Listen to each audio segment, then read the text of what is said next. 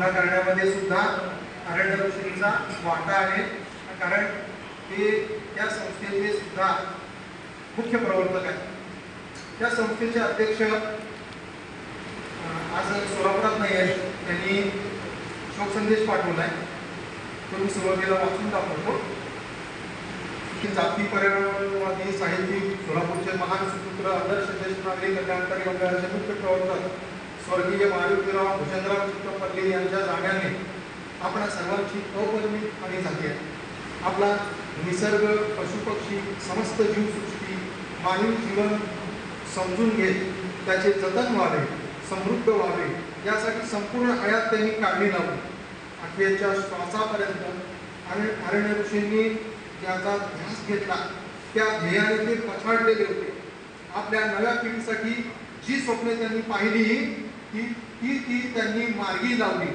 त्यापैकीच एक असे भव्य सुसज्ज वाचनालय उभे करण्याचा त्यांचा मानस देखील पूर्णत्वास आला असताना अचानक अकाली निधनाने काही अंशी ते कार्य थांबले। तर आपण एकमेकाच्या साथीने ते करूया, हीच त्यांना खरी श्रद्धांजली होईल अशी भावना विजयकुमार भोसले त्या संस्थेचे अध्यक्ष यांनी त्यांच्या शोक संदेशामध्ये व्यक्त केली। बऱ्याच जणांनी घेतला असं सोलापूर जिल्ह्याचं एक व्यक्तिमत्व म्हणजे मारुती चित्तपल्ली सर। लहान मुलं असू द्या किंवा मोठ्या व्यक्ती असू द्या, प्रत्येकाचा एक आकर्षण त्यांच्याबद्दल वाटत होतं आणि त्यांनी सोलापूरचं नाव सबंध भारतवर्षामध्ये पोहोचवलं असं व्यक्तिमत्व म्हणजे मारुती चित्तपल्ली सर। मी मर्चंट नेव्हीच्या माध्यमातून जगातल्या 50 देशाचा प्रवास केलेला आहे। बाहेरच्या देशात सुद्धा आम्ही ज्या वेळेस मी गेलेलो आहे त्या ठिकाणी सुद्धा सरांचं नाव हे आदराने घेतलं जातं, हे मला या ठिकाणी आवर्जून सांगावंसं वाटेल।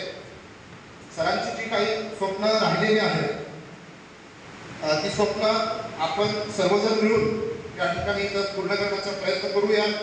आज म्हणजे जर मला एक आठवणी गोष्ट प्रकर्षाने या ठिकाणी सांगायची आहे, ज्यावेळेस माणूस हा प्राणीमात्रासाठी आणि आपलं जीवन समर्पित करतो त्यावेळेस त्याच्या वाट्याला कुठंतरी अशी सर्वधर्मीय आणि सर्वपक्षीय आदरांजलीचा योग त्याच्या आयुष्यामध्ये येतो।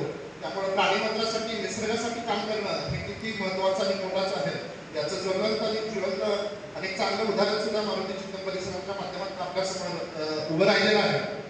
सरांच्या स्मृतीस अभिवादन करतो आणि माझे 2 शब्द संपवतो। जय हिंद, जय महाराष्ट्र। जीवन हे अनित्य आहे, जग हे अनित्य आहे।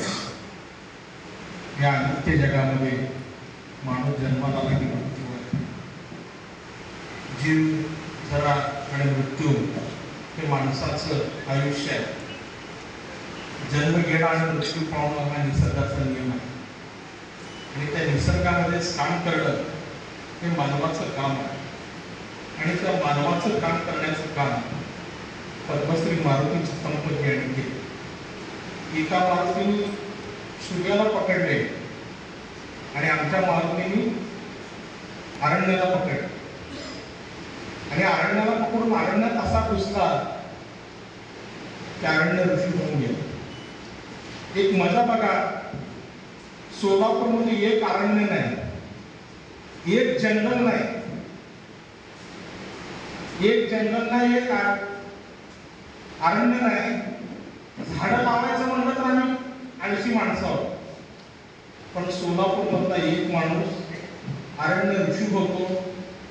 सरकार 5-5 कोटी झाडं लावतं आणि ह्या झाडाची जंगल बनवणारा माणूस आपल्या सोलापूरला जन्माला आला, हे आपलं भाग्याचं आहे। सगळीकडं ज्यावेळेस नामदेव ढसाळच्या कवितेवर सगळेजण शब्दकोश हुडकत होते, साहित्यामध्ये शब्द काय आले ते हुडकत होते आणि हा आपला माणूस पक्षी हुडकत होता, पक्षीकोश हुडकत होता। हे महत्वाचं आहे। सगळीकडे जातीयवाद आहे, धर्मवाद आहे, पक्षवाद आहे, प्रांतवाद आहे, देशवाद आहे, सगळे वाद आहे, पण जगामध्ये पहिल्यांदाच आपल्याला पर्यावरणवादी भेटलाय, आपलं भाग्य लक्षात नाही। म्हणून चित्तपल्ली साहेबांबद्दल बोलायचं झालं 1991 साली त्यांना ज्यावेळेस गमाडी साहित्य पुरस्कार मिळाला त्यावेळेस त्यांना पहिल्यांदा पाहिलो आणि 2006 साली ते सोलापूरच्या साहित्य संमेलनाचे अध्यक्ष होतो आणि आम्ही त्यांच्या शेजारी समोर नाथकोटला विद्रोही साहित्य संमेलनाचं काम करत होतो. त्यावेळेस त्यांची पण भेट झाली. आम्ही त्यांना बोललो पण इतका महान माणसाबरोबर आपण बोललोय ज्याचा आत्ता आठवतोय, आत्ता जाणीव होती की हा माणूस किती महान. माणसं बघा, माणसं आली की माणसामध्ये शोभ आला, लोभ आला, परंतु प्राणी पक्ष आली की लोभ नाही, शोभ नाही. आणि हा लोभ आणि शोभाच्या पुढे गेलेला माणूस आपल्या सोलापूरमध्ये जन्मतोय.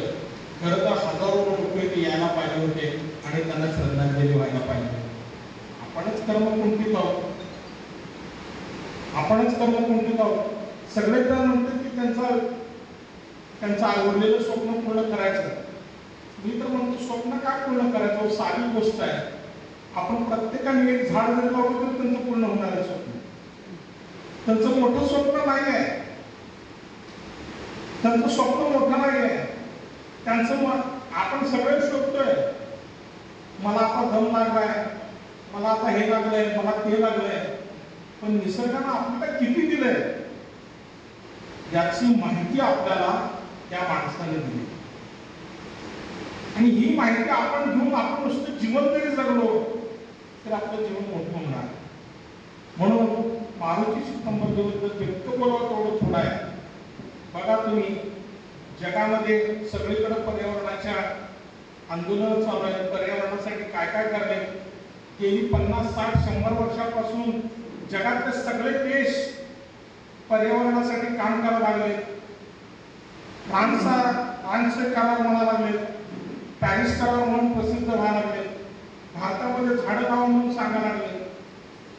परंतु ह्या माणसांनी सोप्या भाषेमध्ये रानवाटा म्हणजे आपल्याला सांगितले की आपण कसं जगलं पाहिजे, जंगल आपल्यासाठी किती महत्वाचं आहे, प्राणी पक्षी किती महत्वाचं आहे, त्यांना सांभाळलं कसं पाहिजे, त्यांना पोसलं कसं पाहिजे आणि तुमच्या आणि माझ्यासाठी ते काय करतात आणि काय कामे करतात ते आपल्यासाठी किती महत्वाचे आहे.